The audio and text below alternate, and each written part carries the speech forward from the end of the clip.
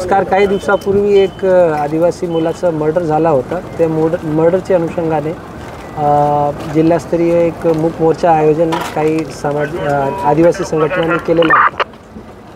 त्या मोर्चामध्ये जे काही चार्जड मुलं होते आणि काही असामाजिक तत्व होते, त्यांनी निवेदन दिल्यानंतर जे शासकीय कार्यालयाचे प्रेमाइसेसमधली जे काही गाडी होती ते तोडफोड करण्याचा प्रयत्न केला. त्यांना नाईलाजास्तव आपल्याला सौम्य लाठीचार्जचा वापर करून डिस्पर्स करण्यात आला. त्यानंतर जे रिटर्निंग क्राऊड होती त्यांनी दगडफेक केली आणि त्यांनासुद्धा आता डिस्पर्स करण्यात आला. शहरामध्ये सध्या शांतता आहे आणि पोलीस पेट्रोलिंग सुरू आहे. माझी सर्व नागरिकांना माझी विनंती आहे, जे काही मोर्चा होता तो मूक मोर्चा शांततेत निघावा असे आवाहन करत असताना देखील काही लोकांनी त्याच्यामध्ये चुकीची गोष्टी केल्यामुळे अशा प्रकारची परिस्थिती झाली. तर सर्व नागरिकांना माझी आवाहन आहे, पोलीस प्रशासनाने त्या तपासामध्ये सुद्धा काम केलेलं आहे आणि